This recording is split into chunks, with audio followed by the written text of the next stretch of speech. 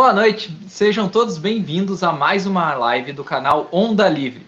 Onda Livre, que é um grupo de amigos que, não satisfeitos com a situação atual do Brasil, se uniram e foram para a ação para tornar o país mais justo, seguro, simples e livre. Continuando com a nossa série em Foco, essa noite a gente vai conversar com a Patrícia Aleotti, que ela é candidata a deputada federal pelo estado do Paraná.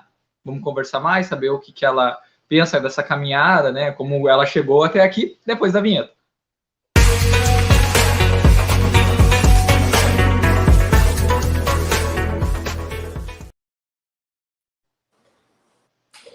Boa noite, Paty.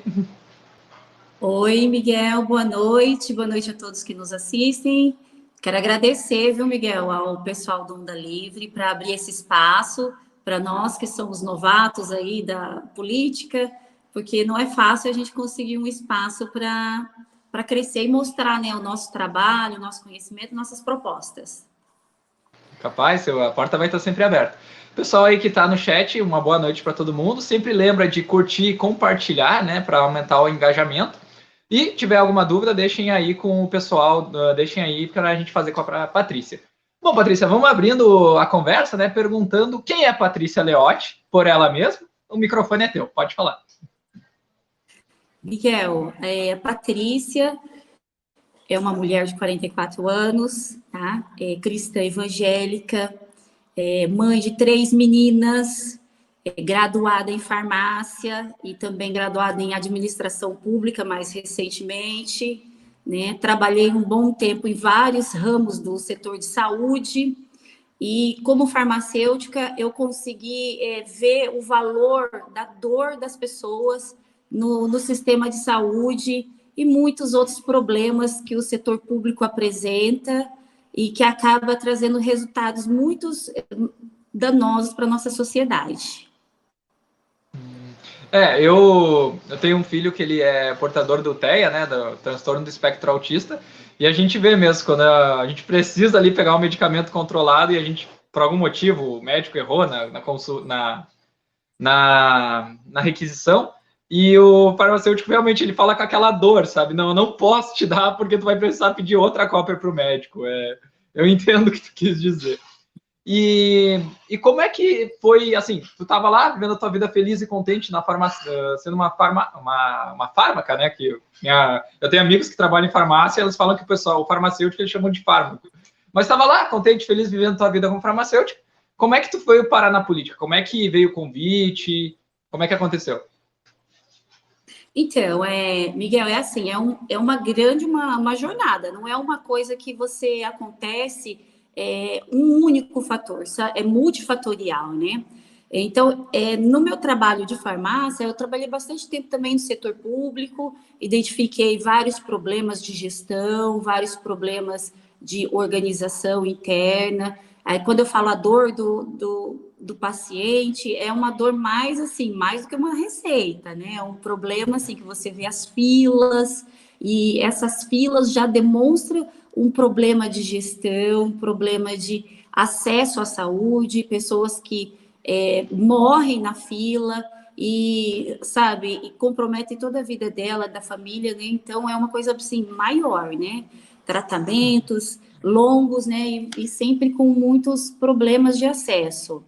Mas, então, eu trabalhei um tempo no setor público, identifiquei essas falhas, falta de meritocracia, né? Tanto que me fez desistir do setor público como funcionária, né?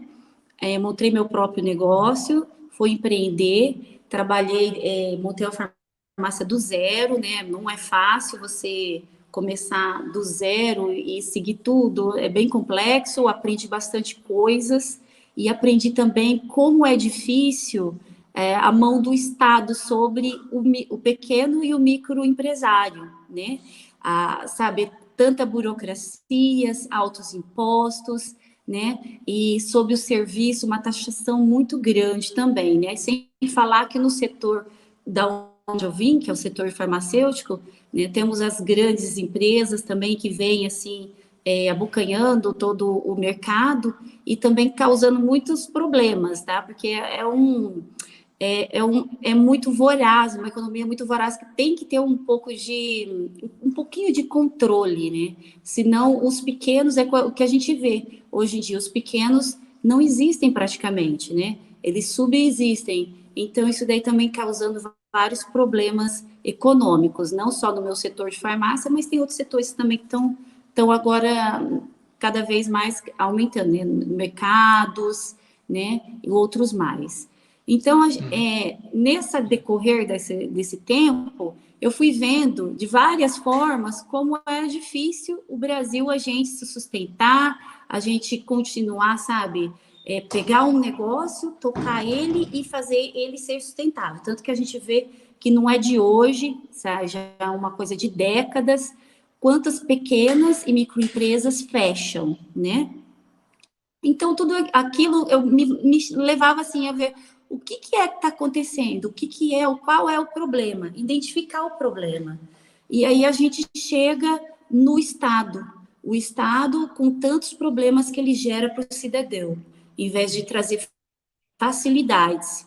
Então, tudo isso me fez olhar para a política, tentar encontrar quais são as falhas que precisavam ser corrigidas.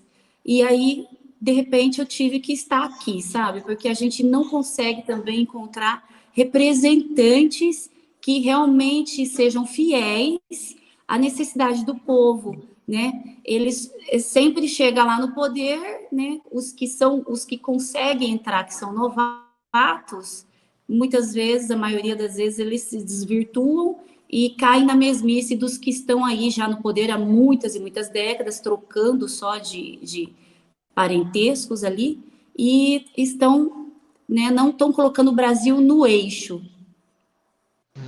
Tá, então dá para dizer que uma das tuas pautas vai ser a voz do pequeno e microempresário, né, que estão sendo devorados pelas grandes empresas.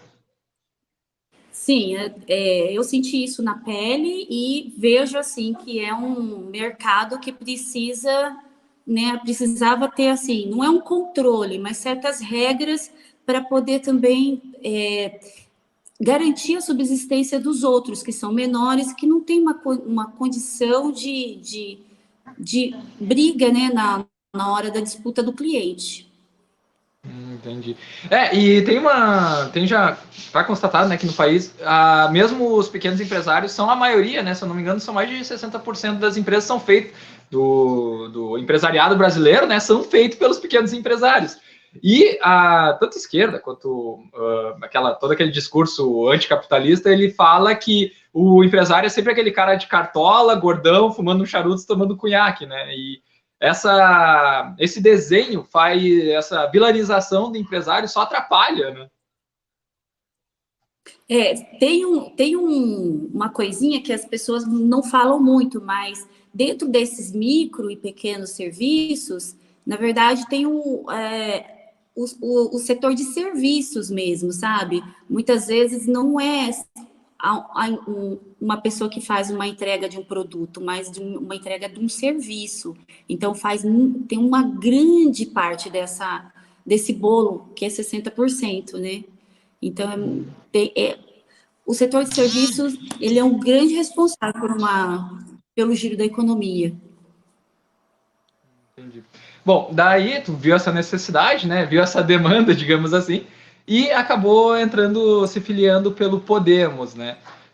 O Podemos ele tem uma pauta muito forte anticorrupção.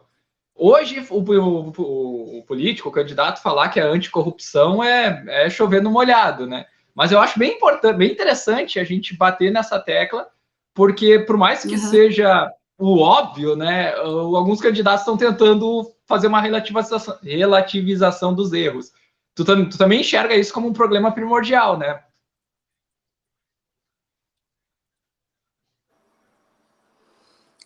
Deu uma falhadinha para mim aqui. No caso, seriam a retratação dos erros, é isso, Miguel?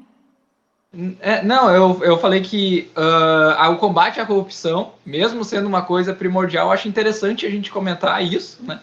Que para ti também deve ser um norte, né? Porque o próprio Podemos ele tem isso como uma das bandeiras principais. Sim. Então, o Brasil ele não vai conseguir desenvolver do jeito que a gente espera e gostaria que acontecesse se ele não passar pelo combate à corrupção. Porque a corrupção ela gera muita pobreza e subdesenvolvimento, né? Se você parar para analisar como acontece desde o início, né, o desvio, a improbidade administrativa, e você segue toda essa cadeia, você vai ver o grande resultado que ela causa na sociedade, que é a pobreza e a desigualdade. Então, não tem como nós, brasileiros, fugirmos dessa pauta. Ela é imprescindível, né? Opa, claro, claro. E voltando uma casinha para aquilo que a gente estava comentando, o pequeno e o microempresário, tu falou que ele precisa de uma... Não, tu não falou isso, claro, né? Mas uma certa proteção, um certo seguro, né? Para ele subsistir e não acabar sendo engolido pelas grandes empresas, por outro conglomerado. Como mais ou menos tu desenha isso? Tu já apresentou uma proposta? Já tem algo assim que tu vai pautar quando for eleita no Congresso? Sim, estudando economia, a gente vendo assim, ele precisa de incentivos e também de diminuir a carga tributária para ele, né? O que acontece é que grandes empresas elas recebem muitos benefícios, né? Não só com incentivos para abrir outras unidades, terrenos para poder se estadiar em uma cidade, né? Mas também cortes de impostos, né? Tudo por briga dessas grandes empresas para estar num estado X ou Y, ou no município X ou Y para poder gerar empregos. Isso é muito importante, é natural. E o pequeno e o microempresário, ele fica à margem da situação. Essa é a realidade. Realmente é necessário fazer algumas políticas públicas de incentivos para poder fazer com que eles tenham acesso não só a créditos, mas também a diminuir as despesas deles, né? E tudo isso deveria vir com uma reforma administrativa, né? Não só do Estado, mas também do setor privado. E uma coisa que a gente espera e nunca acontece. Entendi.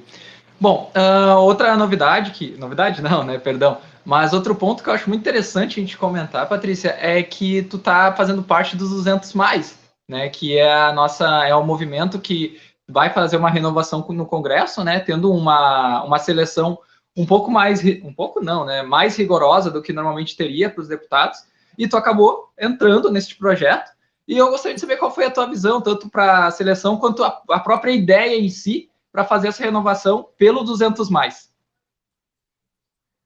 Então, Miguel, foi assim, esse projeto é inovador a nível do Brasil, né? Uma coisa que inédita, fiquei super entusiasmada com esse projeto. Sempre estou, que possível, divulgando, né, esse projeto, porque a importância de todas as pessoas saberem da existência, de como ele funciona, que é um fruto bom, né? Que pode dar grandes resultados para o nosso país. E estava na hora de acontecer, porque com tantos retrocessos em leis, em situações, a economia desandando, a gente vai esmurecendo, vai ficando assim calejado, né? E na hora que parece um projeto desse, reanima, né? A gente que está aí na batalha já faz tempo, por esse Brasil que a gente tanto quer que seja um país melhor. Então, eu fui uma das pessoas, acho que uma das primeiras que aderiu, né? Fui lá, assinei o termo, mandei o meu currículo e estou super feliz com esse projeto aí, esperando que a gente cresça mais. Que bom, a gente também espera que a gente consiga fazer uma renovação bem forte nesse ano, né? Para a movimentação que vai ser ano que vem. Né? E falando de ano que vem, o nosso cenário político ele está bem complicado, né? A gente parece que a gente tem essas duas vertentes aí que provavelmente vão para o segundo turno, não com o meu voto, com certeza, mas é o que se desenha. E ano que vem ela vai ser um ano onde vai explodir toda essa bomba fiscal que o governo atual, assim, só para não dizer que eu não estou nomeando, todo o governo Bolsonaro está fazendo. Como é que tu acha que vai ser esse cenário e como é que vai se lidar com esse Brasil de terra arrasada, né? Porque tudo que eles estão tentando passando agora vai acabar explodindo ano que vem, né? Então, ô Miguel, é uma coisa assim que não tem como a gente fazer uma campanha em 2022 sem falar isso, sabe? Sem a gente mencionar a economia, né? Já está numa situação complicada e tudo que você olha, assim, na real, né? Os índices, os fatos que vão acontecendo, você leva a crer que vai piorar, né? Após, né, eleições, vamos dizer assim, porque depois que parar, né, o pessoal que recebe o auxílio não parar de receber os R$ 600 e voltar aquele valor menor, isso daí vai sentir mesmo muito forte a economia, né? Eu acho assim que é importante sim a população receber esse subsídio, porque querendo ou não, o Brasil, a nossa própria economia, a nossa própria política, a forma que ela está estruturada e ela acontece hoje, ela é que faz o resultado dessas pessoas não ter um emprego, não ter uma situação mais favorável economicamente. Então, o Brasil tem sim que dar esse subsídio, mas ele não poderia ser assim, oscilando da forma que está. Ele tinha que ser uma política pública de Estado estável, com valores estáveis, né, para a gente poder colher frutos no futuro, porque é assim que funcionam as políticas de Estados, é de longo prazo, com estabilidade e sem mudanças drásticas, né? E nesse caso está acontecendo uma mudança drástica porque muda os valores, né? De acordo com a temática do ano, eles estão mudando os valores, por causa da inflação também, né? Então, os gastos do governo continuam altos, aumentando, foi cortado os investimentos, os índices econômicos mostram, né, que a inflação ela deu uma desacelerada por várias outras ações que o governo fez, mas que é temporário, que tudo indica que vai aumentar, né? Então a gente precisava realmente de ações não só da presidência, mas do Congresso, né? Um Congresso consciente, com pessoas entendidas, que sabem o que estão fazendo, que tem consciência com a população, né? Para mudar esse cenário para o próximo ano 23, 24, 2024, né? Então essa é assim uma renovação. A renovação é uma coisa que o brasileiro ele aposta muito, ele quer renovar, né? Ele quer fazer a renovação do Congresso, quer fazer a renovação das prefeituras todas, mas esbarra em vários obstáculos, né? Começando pela formação partidária, como ela é feita, né? A distribuição das verbas, né? Como chega esse candidato ao eleitor, tudo isso faz com que aqueles mesmos, né? Permaneçam, mas mesmo assim ainda consegue uma renovação, só que sem qualificação, né? É o que a gente viu em 2018, que tivemos 80% de renovação do Congresso Federal, mas a qualidade do trabalho entregue foi muito inferior, foi muito ruim, né? A gente viu muitos retrocessos, né, judiciais, que também ataca diretamente na economia, né? Porque se você não tem uma estabilidade da justiça, também vai afetar a economia, né? As pessoas não investem no Brasil, falam que o Brasil não é um país sério, então isso vai acabar afetando o bolso das pessoas. Não tem como fugir disso. Então a gente precisa de uma renovação, mas com qualificação. E aí que o projeto 200 mais entra pela primeira vez. Quem sabe a gente vai colher grandes frutos aí. Ah, com certeza, a gente espera isso. A Cláudia comentou aqui que infelizmente foi renovado para pior, né? Realmente, eu não diria nem pior, parece que as pessoas que entraram lá, elas não pensam, não têm pensamento próprio, elas só seguem o que o partido manda elas votarem. Isso é bem triste, infelizmente, né? A gente renovou 80% do Congresso para basicamente nada. Então, para o pessoal que está entrando agora, a gente está conversando com a Patrícia Leotti, né, pré-candidata a deputada federal, está passando as redes sociais dela aqui na tarde abaixo, agora está apresentando sobre os 200 mais. Então, Patrícia, continuando a gente falando sobre a economia, né, então quando tu for deputada federal, a gente pode contar com o seu voto para as reformas, né? Sim, com certeza. As reformas de uma forma favorável para uma economia social fortalecida, sempre pensando nisso. Isso é muito importante e é possível de fazer. Sim, essa tem muito liberaloide que fala, não, privatiza tudo. Não, não é assim que funciona. O governo ele realmente precisa ter algumas diretrizes com ele, mas agora o que a gente faz com o Estado, ele é basicamente um enorme cabide de emprego, né? Então acredito que Uhum. isso que nós somos contra. Eu achei muito interessante a tua colocação. Então, Miguel, uma das minhas bandeiras, inclusive, é a economia favorável. Aí eu tenho alguns tópicos que eu posso estar citando para você, para a gente tornar essa economia favorável, né? Porque para muitas pessoas que não se detêm a estudar sobre economia, eu não sou economista, sou formada em gestão pública, mas dentro da nossa formação a gente estuda economia e outros fatores que influenciam na economia, né? Então, dando para a gente assim além da prática, né? Porque como eu já fui comerciante, já trabalhei no setor público, já acompanhei também as bolsas de valores, né? Então tudo fora aquilo que tá já que a gente trabalha no dia a dia, que eu já tive, né, experiência, teve também essa parte teórica.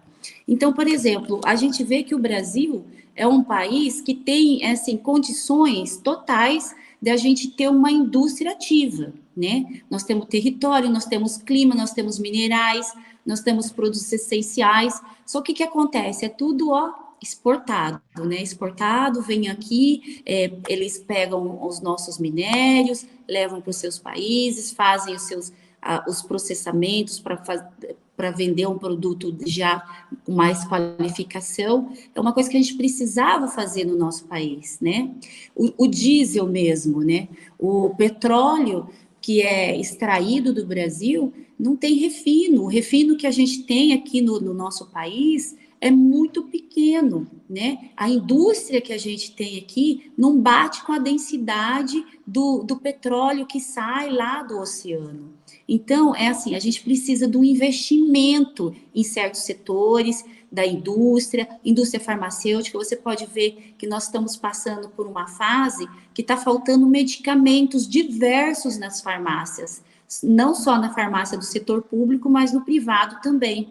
Por quê? Porque a gente depende tudo de importação de princípio ativo, importação de produtos essenciais. Quem não lembra quando teve na pandemia, a época da vacinação, porque a indústria local não conseguiria atender o número de agulhas, né? São coisas assim que poderia fomentar dentro do nosso país, gerando emprego, gerando renda, ficando tudo aqui dentro, né? Por que que o governo tem sempre essa escolha de estar importando ou exportando o que tem de matéria-prima, né? Que é os minérios aí e tudo mais que precisa. Por quê, né? Não sei, é mais fácil, formas, às vezes, de você ter contratos superfaturados, sabe? Ter vantagens econômicas entre eles, e o Brasil fica assim, sendo, sabe, como se fosse um prato que todo mundo vai lá e tira um pedacinho e a gente vai ficando vazio, sem nada. Né? Então, uma coisa que já poderia estar fortalecendo a nossa economia. É claro que é uma política de Estado longa, mas que precisava ser iniciado. Mas o que tu acha que vem primeiro? O incentivo à produção nacional, a uma empresa brasileira, não vou dizer uma estatal, mas uma empresa brasileira que comece a fazer nesse ramo, ou primeiramente voltar a tornar o Brasil um lugar mais receptivo para representações de empresas estrangeiras, né? Porque eu acredito que no momento que tu tem uma empresa estrangeira que trabalhando aqui, isso por si só já fomenta o mercado nacional, sabe? Então, Qual seria a veja, opção melhor? tudo depende de qual setor você está falando, porque tem os setores estratégicos, né? Gás, diesel, né? Minérios, tem os setores estratégicos. Então, e existem leis que você pode estar colocando para diminuir nessa exportação, por exemplo, o setor agrícola, ele precisa muito de adubos, insumos, né? E nós temos essa capacidade de tirar do nosso solo os adubos e insumos para ser usado na nossa própria região do Brasil, mas não é feito.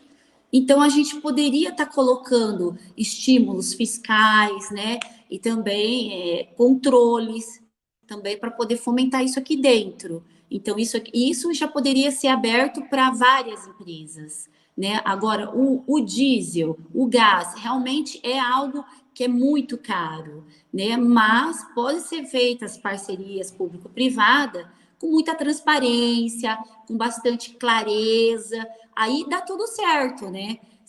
Mas tem alguns itens que realmente precisam ficar com o Estado, né? Que isso daí em todos os países desenvolvidos, se você for estudar e analisar, eles detêm algumas commodities que precisam ser de posse do Estado, né? Para poder também ter um controle de futuros problemas que podem estar tendo econômico. O Marcelo Cima falou assim, ó, estamos desmobilizando sistematicamente a indústria brasileira, que perde competitividade e carrega o peso do custo Brasil. Esse custo Brasil, ele é basicamente corrupção e burocracia exagerada, né? Isso é uma coisa que eu acredito que tem que ser combatida também. Uma outra coisa que eu vejo que poderia também estar ajudando a economia, que eu falo a minha bandeira, que é a economia favorável, seria a instalação, né, do governo digital. Ele começou, mas gatinha e para, né? E também entra em muitos entraves, né? Porque muitos interesses não querem que isso aconteça. Mas países desenvolvidos ganharam muita velocidade e também economizaram muito com o governo digital, né? Diminuindo burocracia, diminuindo corrupção e também dando uma estabilidade de trabalho, né? Sempre dando uma qualidade, sempre no mesmo nível, né? Uma qualidade boa e permanecer de longa e longa datas. Então, isso faz também uma diferença, favorece, porque diminui esse custo. Entendi. Mas, Patrícia, explica para nós um pouquinho mais o que seria o governo digital.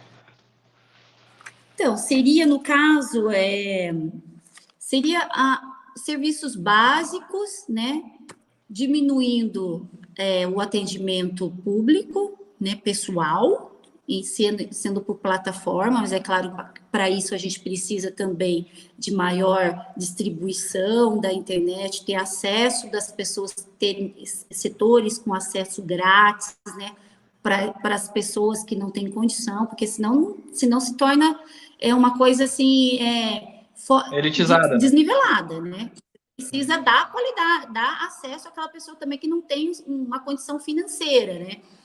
As escolas, por exemplo, né, que hoje em dia ainda temos 40%, mais ou menos 40% das escolas públicas sem acesso à internet, né? Então, nós precisamos corrigir todas as coisas, uma coisa de cada vez. E fazer uma base de dados interligadas, né? Não adianta você ter uma base de dados só de um setor e do outro não, tem que interligar tudo, para assim sim a gente conseguir um máximo de eficiência estatal.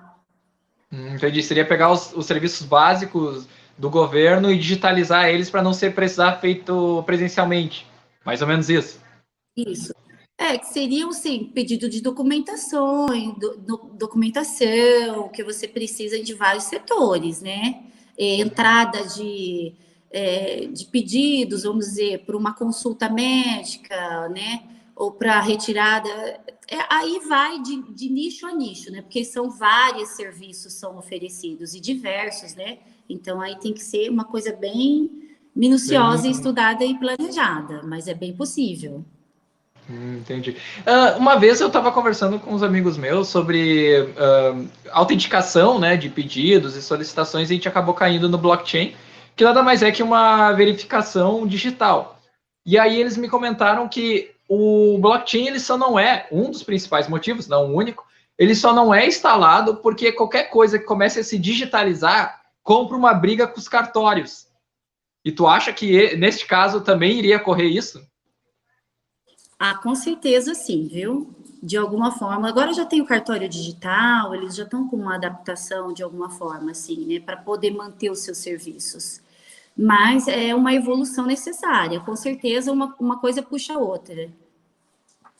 Entendi.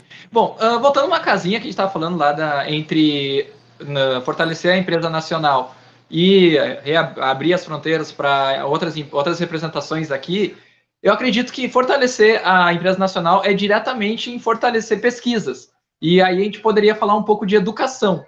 O que tu acha que está faltando para a gente, mesmo sendo o Brasil, ele em matéria de entretenimento, tem outros países que vêm estudar como a teledramaturgia brasileira acontece. Ele ganha prêmios de jogos indie, jogos eletrônicos. Então, ele tem realmente uma capacidade grande, mas muito nichada. O que tu acha que tem que acontecer para isso ser expandido para outras pessoas? Olha, a gente viu que o investimento em inovações, né, e a ciência caiu demais, principalmente depois de 2016, quando entrou a regra do teto, né, o teto de gastos. E dentro da regra de teto de gastos, ficou todo o investimento, né, do governo. E daí o que aconteceu? Para respeitar o teto de gasto, eles cortaram os investimentos, né, em ciência, em tecnologia, e a gente está vendo o resultado disso daí, que está prejudicando muito.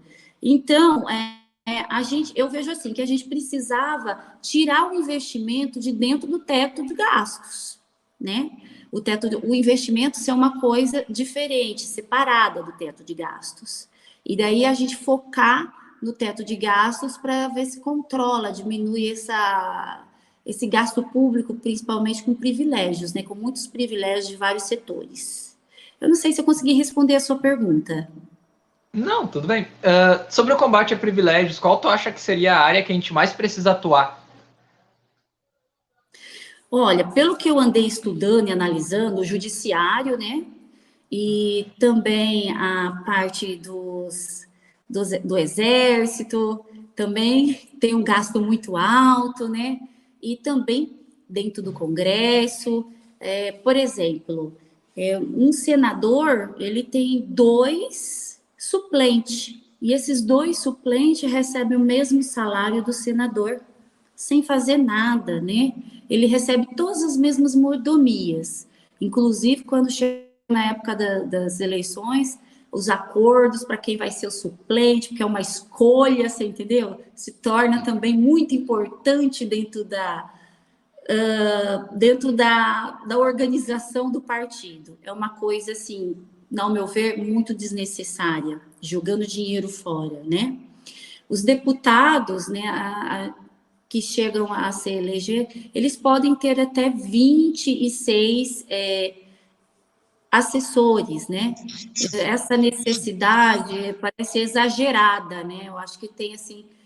E tem também, assim, os privilégios de juízes, de desembargadores, né? E por aí vai, muita gente. Esses são os principais. Não são os funcionalismo municipal, né? E um pouco só do estadual, mas eu vejo no federal mesmo, e no judiciário, e nas repartições daí do exército, que são, acho que onera muito. O foco. Sempre quando a gente fala de combate a privilégios, a gente fala normalmente de super salários, né? Só que daí o pessoal que recebe esses valores, eles invertem a conversa e falam que é do funcionalismo municipal, que é a base. Só que a gente normalmente não quer que esse pessoal ganhe menos, porque eles já ganham, às vezes, até pouco, né? O pessoal que ganha não. mais.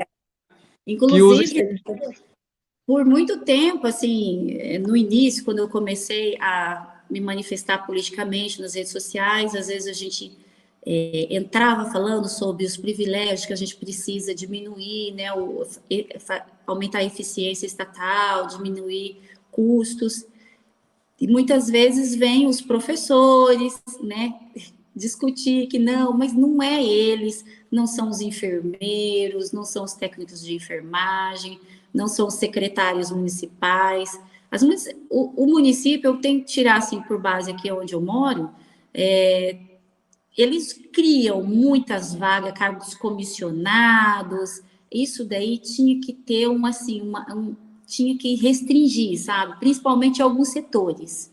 E na minha visão particular e assim, de perto, de quem viu de perto, o setor da saúde mesmo, ele é um setor, o SUS, para você organizar, você controlar o SUS, eu gosto de falar assim, que o SUS é como se fosse um Boeing, um avião muito, sabe, cheio de engrenagem, cheio de coisas, assim, ele tem grande capacidade, e o piloto tem que entender, ele tem que saber o que está fazendo, porque tem grandes, assim, resultados, ela é uma máquina extraordinária, mas quem está lá no comando são as pessoas que são comissionadas, indicados políticos por prefeitos ou por governadores, né? E isso daí causa muito mal para o serviço público. Então, eu vejo assim que tem setores que não deveriam ter o funcionalismo que é comissionado, indicado politicamente. Isso aí é um grande mal para o Brasil, que precisava ser contido e colocado de lado. Aí, se tivesse, teria que ser realmente por concursado como os outros da base, né? Sim, e colocar outras engrenagens para regular isso, né? Metas para você alcançar resultado, bonificações, assim como é no setor privado. O setor público é possível fazer isso, é contemplado em lei, você entendeu? Não é fácil de você fiscalizar, organizar, mas é o que dá assim um melhor resultado. É onde você poderia ter maior eficiência daquele serviço.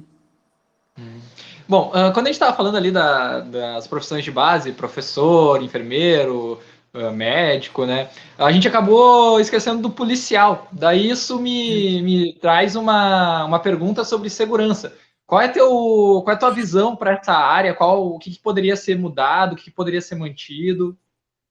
Então, Miguel, eu vejo assim, eu tenho uma visão da segurança mais das pequenas e médias cidades, né? Que se tornam 70% do estado, por exemplo, do Paraná. 70% do estado do Paraná é composto de pequenas e médias cidades.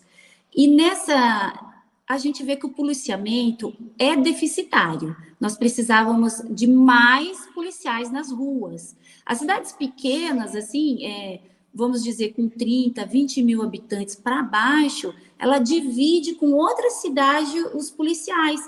Eles pegam uma viatura, roda para um canto, depois corre para outro município, roda de novo para o outro canto, e isso daí prejudica muito a segurança. Então, eu vejo que precisava de muito mais contratação, né, de serviço público da segurança.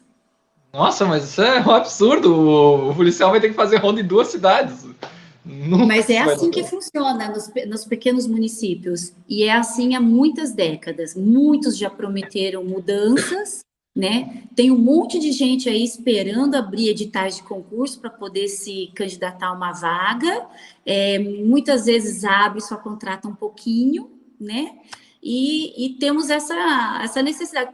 Veja só, ao mesmo tempo que se gasta muito com funcionalismo público, falta pessoas, né? Mas isso é um retrato do quê? De que certos cargos que ganham muitos, né? Certos cargos estão faturando muito, muito acima. E aqueles, os que fazem o trabalho essencial, está faltando. Sim, é que nem na educação, né? A gente não é que a gente não investe na educação, só que a gente investe mal. A gente investe 4 vezes mais na faculdade do que na educação básica. Então, as pessoas não Isso. conseguem chegar na faculdade. E aí tudo é gastado com folha, né? Mas ainda É, sobre segurança, tu chegou a dar uma olhada no ciclo policial completo, que alguns deputados vão, de acordo com eles, vão pautar caso sejam eleitos, né, onde o policial delegado, eles pegam o caso e aí eles fazem todo o ciclo de investigação em vez de ter que ficar esperando o Ministério Público dar o aval para eles continuarem.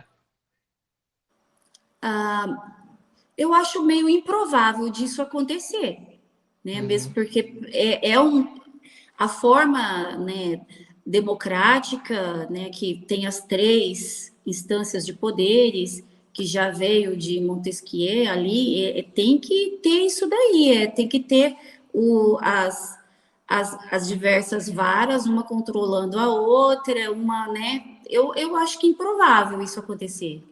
Se acontecer, eu vou falar para você, mais uma jabuticaba do Brasil. É verdade. O que a gente está vendo com as armas é que tem muitas pessoas que, infelizmente, entre eles policiais, que não estão preparados para ter tanto poder, né? O que eu comentei antes da educação, eu vi que tu queria ter falado algo, eu acabei te cortando. Sim, a educação, esse ponto que você comentou, eu concordo plenamente, é uma das minhas bandeiras também, que a gente precisa investir no ensino fundamental e médio, né? Capacitar essas crianças, mudar um pouco a forma que o MEC regula a educação, porque está muito ultrapassada quando a gente compara com os outros países que estão mais desenvolvidos que nós. A gente precisa fazer com que as nossas crianças e adolescentes aprendam mais, né? E dar um up, uma grande melhoria nesse setor. Investir em prioridade no ensino fundamental e médio. Não, eu também, pelo menos do jeito que a gente vê a coisa, né? Muitas pessoas falam que na época do governo do PT. Não, o governo do PT ele começou nos anos 2000 e acabou em 2015. Então, as crianças, os bebês que nasceram nos anos 2000, eles passaram por toda a experiência de educação que o PT proporcionou. E ainda assim, a gente tem um alto índice de evasão escolar, a gente tem um alto índice de analfabetismo funcional. E às vezes não é, não, mas isso é só para os pobres. Não, tem muitas pessoas de classe média e alta, que elas também ainda sofrem isso. Né? Então, não pesquisam antes de compartilhar alguma notícia. Então, esse investimento na educação básica, principalmente em escolas técnicas, como tu comentou, ele é muito necessário. Mas eu, ainda insistindo um pouquinho nesse ponto, como tu veria para fazer isso, tornar isso realidade? Tornar esse investimento realidade? E Que deu uma falhadinha no áudio aqui. Então, é isso daí, primeiro, que tanto o setor essencial, que é a educação, quanto a saúde, ele é muito, assim, tirado verbas dele, desviado verbas para conter outras situações. Isso é uma coisa que acontece, não é de hoje, Miguel, faz muito tempo que isso já vem acontecendo. São tiradas as verbas tanto da saúde como da educação. A primeira coisa que a gente tem que ter pessoas ali no Congresso para brigar para que isso não aconteça mais, para que isso pare de acontecer, que seja um investimento que seja respeitado, sabe? E precisamos fomentar as escolas, aumentar o número de sala, diminuir o número de alunos por sala, contratar mais professores e valorizar o professor, porque o professor precisa ser valorizado não só financeiramente, mas também ter segurança dentro do seu trabalho. sim, lamentável o que aconteceu nos últimos anos, né? Que tinha vídeo de professor sendo espancado por aluno, sendo desrespeitado. Então, com certeza é uma profissão que eu acredito que não é só dar mais, aumentar a folha dele, né? Tem que fazer a pessoa ter gosto de entrar na sala de aula. Claro que a gente não pode romancear muito, todo mundo vai ter dia ruim no trabalho, mas tem que ser mais dias bons do que ruins, né? Atualmente, uma pesquisa mostrou que 38% dos jovens não estão mais nas escolas, tá? E a educação é a porta de entrada que salva vidas, resgatam pessoas, dá dignidade a elas. Então, há um desinteresse, não é só o desinteresse, mas também tem uma dificuldade financeira que atrapalha muitas pessoas conseguirem continuar na escola, né? Inclusive, eu não posso deixar de falar para você sobre a minha principal bandeira, a primeira, que é o direito à casa própria como política pública essencial, estrutural da família. Porque hoje, o que acontece?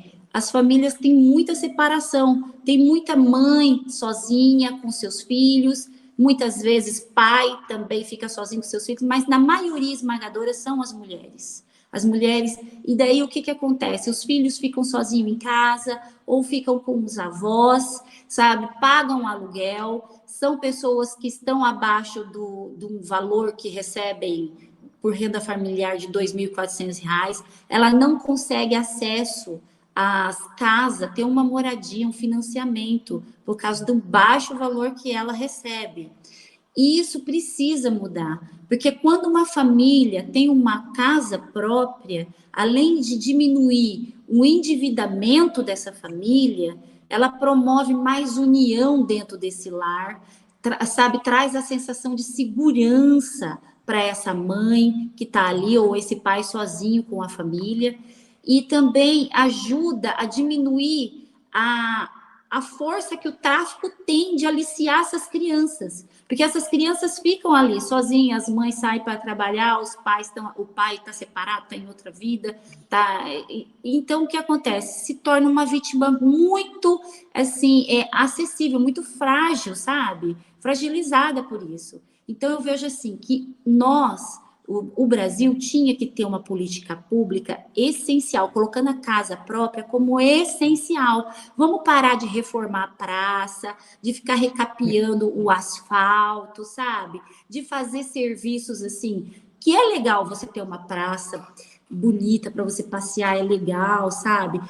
Você ficar reforçando o asfalto aí sei lá, uma vez por ano, sabe, né? Tem coisas que poderiam ser dar preferência, né? Para quê? A casa própria, para essa família ser estruturada com mais qualidade de vida, segurança diminuindo a fragilidade dessas crianças que são aliciadas pelo tráfico.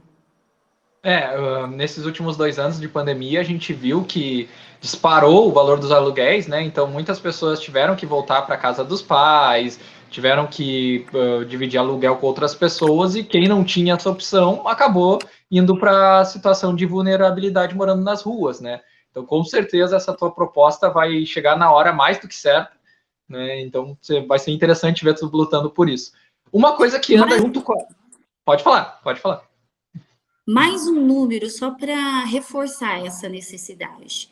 Hoje, quem recebe algum tipo de benefício representa 1/3 da população do Brasil, tá? E desse 1/3, 94% são mulheres de mães solteiras. Então, aí você consegue quantificar a necessidade disso, sabe? Do que a gente está falando. 94% de 1/3 da população brasileira. Mulheres, né, solteiras, com crianças, recebendo o ajudo do benefício, que é muito importante, e elas provavelmente não vão ter a sua casa própria. Sim, é muito importante e ainda assim é muito pouco, né? Imagina tu com R$ 600 querer pagar um aluguel, tu vai morar num barraco e morrer de fome. Sim, é impossível, né? É uma arte impossível de viver. Sim, não tem coach financeiro que ajude nisso. E só falando, 1/3 da população seria mais ou menos entre 60 a 70 milhões de pessoas. Então, só para o pessoal aí que está nos assistindo entender, é muita gente nessa situação. Então, com certeza vai ajudar bastante. Mas, Patrícia, a gente tinha comentado sobre como a educação pode ajudar as crianças a abrir portas, né, e protege elas desse aliciamento do tráfico. E ouso eu dizer que o esporte também faz isso muito, né, andando de mão dadas com a educação. E como é que tu vê isso? As duas devem trabalhar juntas? Como tu agiria dessa forma?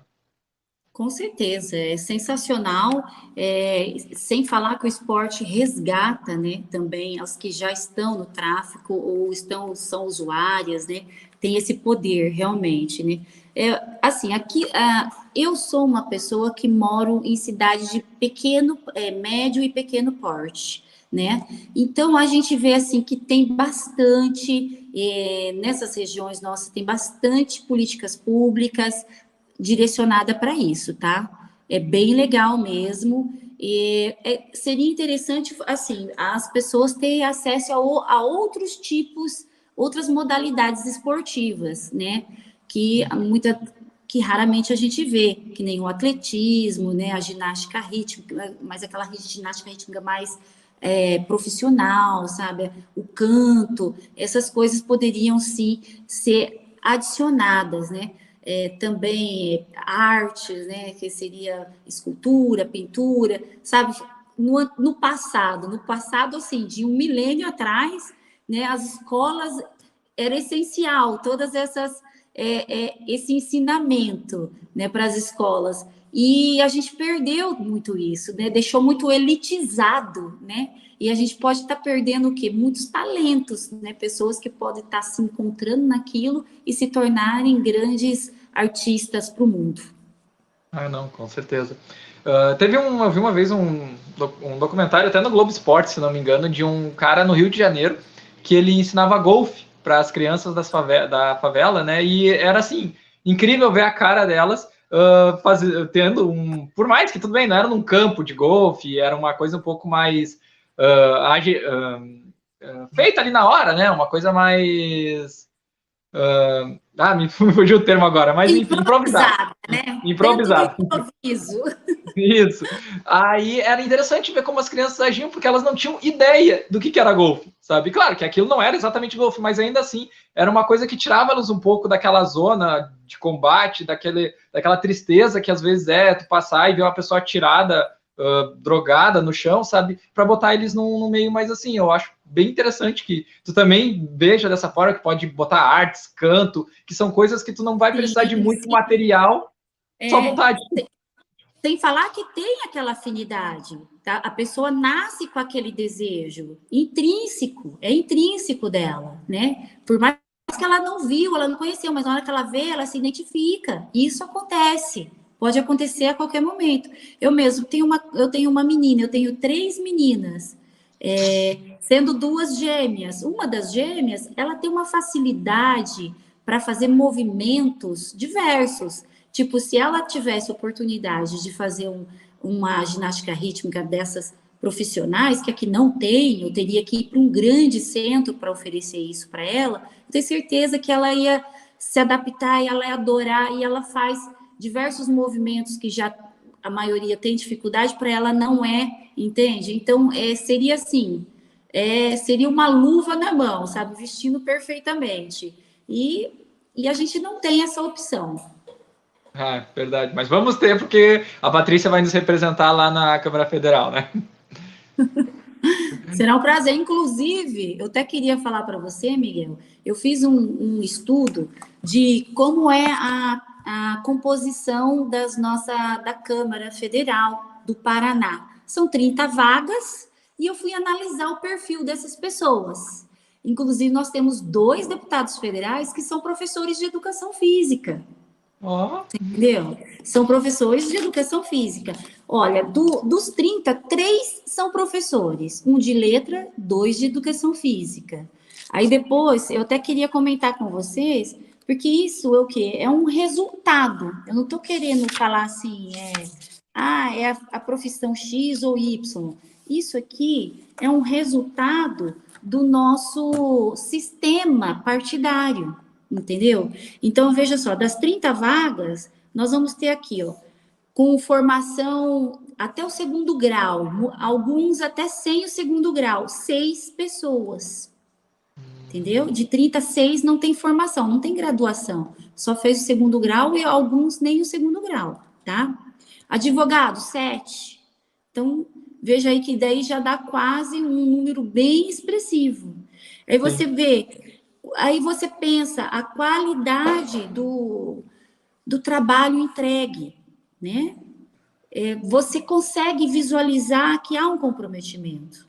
Na hora que você pega e você começa a olhar, porque eu vejo assim, que uma composição boa é diversa, de várias áreas do saber, não é verdade? Porque tem que lidar com tudo, né? Sim, com certeza. Você concentra advogados, né? É um nicho só, né? Você concentra advogados, você concentra pessoas sem formação, né? Já vai comprometer um resultado. E se você for analisar pelo lado assim, quem veio do funcionalismo público e quem veio da iniciativa privada, o funcionalismo público chega a 60% da composição dessas 30 vagas. Aí você começa a entender por que a luta contra os privilégios muitas vezes não acontece, porque os integrantes que estão na vaga já vêm do setor público. Você entendeu? Sim. Por que ele vem com mais facilidade do setor público? Porque ele tem mais vantagens, ele se afasta do cargo com antecedência, que é obrigatório por lei, é para defender esse afastamento, é para defender o órgão público, está correto, mas ele é afastado e ele continua sendo remunerado, ele já começa a trabalhar. Enquanto aquele que trabalha no setor privado, ele não pode parar de trabalhar, porque se ele parar de trabalhar, ele não vai ter o dinheiro no final do mês. Então, ele vai para a campanha trabalhando. Você entendeu? E uma campanha é difícil. Ela é difícil, principalmente quando você não tem assim, aquela equipe já estruturada. E todo novato não vai ter equipe estruturada, né? Enquanto quem já está aí, rodando os cargos, tem equipe estruturada, muito mais do que estruturada, né? A longa data, recebe aquele afastamento, que daí ele se dedica mais à sua campanha. Então, a gente tem que analisar esse lado também, sabe? Sabe aquele ditado que o povo não sabe votar? Que tem os governantes que merecem? É uma mentira. É uma grande mentira, sabe? O brasileiro já sofre. Ele sofre todas as mazelas de um governo que é despreparado, gastador, né? E ainda ele leva o estereótipo que é ele o culpado. Sabe? Olha como a gente é mal com a gente mesmo. Você está entendendo? E a gente precisa mudar isso. Trazer reflexões para as pessoas. Né? Para elas abrirem a cabeça. A Cláudia pegou e comentou que sem o segundo grau não deveriam nem entrar. Nisso concordo com ela, né? Porque, o cara não está conseguindo nem saber a fórmula de Bhaskara e quer definir as leis do país, é meio complicado. E uma coisa que tu comentou, eu achei muito, muito interessante, os 60% do funcionalismo público presente, vamos lembrar que não é só voto deles, tu tem voto deles, da família deles, dos amigos deles, e tudo isso meio que forma uma base muito forte. Então, por isso muito que o funcionalismo forte, público... de todos os funcionários que são contratados, né? E dessa grande rede de teia, né? Que é um ajudando o outro, um acobertando o outro. Por isso que a gente tem uma grande dificuldade de sair do Brasil que é hoje, que reflete o Brasil de 50 anos atrás. A gente precisa de uma reforma política urgente. Urgente, para ontem, você entendeu? Né? Mas não é interessante, né? Não é interessante para quem está lá fazer isso. Isso, e a gente precisa disseminar essa informação, a gente precisa conscientizar as pessoas disso. Bom, a gente comentou, até entramos um pouquinho nesse assunto sobre a campanha, né? Que o pessoal que pode se afastar um pouco é diferente de quem está na iniciativa privada. Patrícia, como é que está sendo essa primeira campanha? Como é que foi desde a pré-candidatura, né? Agora que a gente está, hoje é 9, né? A gente está há 7 dias do início da campanha. Como é, assim, a ansiedade está muito alta? Como é que os preparativos para o dia 16, que inclusive é meu aniversário, mas como é que vai ser tudo isso, né? Então, Miguel, eu sou candidata pela primeira vez, né? Por mais que eu estudei como é o pleito eleitoral, né? A gente sofre de ansiedade porque a gente não tem acesso a toda a informação que a gente gostaria de ter, né? Para a gente se organizar. Então, a gente fica só naquela expectativa, esperando as coisas para acontecerem. É bem complexo, só quem vive sabe. Isso que eu posso te dizer. Não, eu tava como pré-candidato também a deputado estadual, e eu ficava só pensando, a gente não parava, né? E como eu trabalho na iniciativa privada, eu tinha só o período da noite para fazer as coisas, e eu ficava pensando, meu Deus, dia 16 vai ser uma loucura. E, enfim, eu não estou mais concorrendo, mas eu fico pensando, né, que dia 16, tudo isso que vocês estão aí na luta, batalhando, tentando fazer uma diferença, simplesmente quando chegar no dia 16 a coisa tá valendo, sabe? Aí a partir tu vai ter que meio que, assim, falando bem brasileiro mesmo, dar os teus pulos para conseguir fazer a diferença. Só que é assim, o fundo eleitoral, né, enorme, e ser candidato, você precisa de dinheiro, porque é gasto com combustível, com alimentação, com pessoas te assessorando, redes sociais, sempre tem alguma coisa que você vai gastar, e não é pouco, não é mesmo? E você depende de receber esse fundo eleitoral. Só que é um fundo eleitoral que não é distribuído de forma igualitária, né? Ele é distribuído de acordo com a cúpula dos partidos desejam e escolhem. Então, é assim, é um jogo, desculpa falar, mas muito de cartas marcadas, e é um desafio muito grande a gente concorrer, né? Lutar contra tudo isso. Você, como estava pré-candidato, você entende perfeitamente o que eu estou falando, né? E, tipo, é a única alternativa que a gente tem para construir o Brasil que a gente tanto quer. É passar por isso. E tentar chegar lá dentro, né, do Congresso, no número favorável de pessoas que pensam e estão preparadas para isso, para agir. Não, né? Com certeza. E é melhor do que simplesmente ficar sentado reclamando que ninguém está fazendo nada, né? A gente vai lá e faz.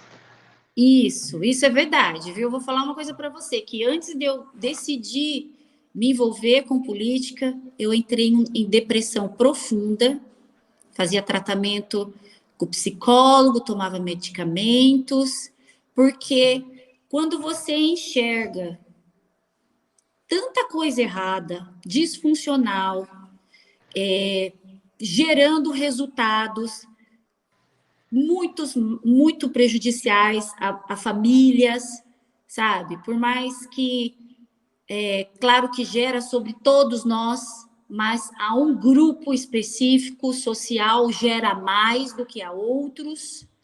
Isso me afeta. Eu tenho amor ao próximo, sabe, Miguel? Uma coisa que eu tenho é amor ao próximo. E amor ao próximo está envolvido com justiça. Então, você vê injustiça contra uma outra pessoa, te gera indignação e uma tristeza profunda. E eu fiquei em depressão. Eu consegui me livrar da depressão, sair do psicólogo, me envolvendo com política, falando sim o que eu penso, olha aqui, é aquilo, como mulher, como vivendo numa cidade assim, de médio porte. A minha região aqui do Paraná, região noroeste, é uma região ainda assim, vamos dizer, não muito diversa e sabe, quando tem muito coronelismo ainda, então tem muita taxação, sabe? Você sente uma certa assim pressão de alguns grupos sociais que tipo para você parar, sabe? Para você parar, mas não, né? Graças a Deus existem mais pessoas assim como eu, né? Por aí a gente aos pouquinhos vai se encontrando. Deveriam ser muito mais pessoas assim, mas infelizmente é difícil mesmo. O sistema que a gente enfrenta é complicado, deixa a gente mais desanimado do que ativo para combater, né? E isso a gente vê que a gente perde muitas pessoas nesse caminho, né? Que elas desanimam e desistem da causa, né? Mas tem uma frase que eu gosto muito, né? Que o ser humano, o homem bom, ele tem que ser melhor, ele tem que ser audacioso, sabe? Tanto quanto aquele que é mau.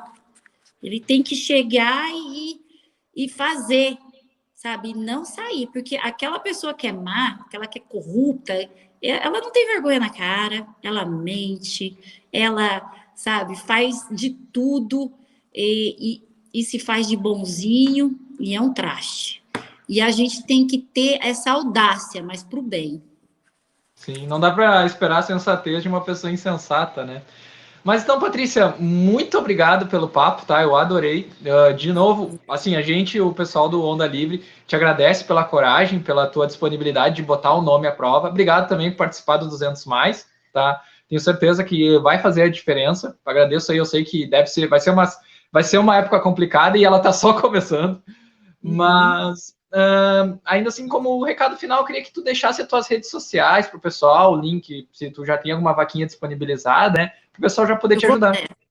Eu vou lançar minha vaquinha. Quem puder me ajudar, por favor, manda uma mensagem lá no Facebook, pelo Messenger para mim. Me segue nas redes sociais. Patrícia Aleotti, você vai me encontrar, tá? No Facebook e no Instagram, @pati_aleotti. Me ajuda aí, porque eu preciso da ajuda de vocês, porque senão a gente não sai do lugar. Não, todo mundo ajudando aí a Patrícia. Gente, muito obrigado pela audiência, tá? Vamos encerrando essa live. Valeu pela Priscila que ficou comentando, a Cláudia, a Eline, o Feliciano que deu aí uma boa noite no início da live. Obrigado por todo mundo. Quem gostou, lembra de curtir e compartilhar. Também segue lá no ondalivre.com.br, onde tem o nosso podcast, as notícias, os artigos escritos, né? E lembrando que toda terça e eventuais quinta tem live. Obrigado. Obrigada, Miguel. Obrigada, pessoal do Onda Livre. É uma satisfação estar aqui com vocês, falando algo tão importante que é política, que influencia a vida de todos nós. Obrigadão. Gente, um abraço e até a próxima live.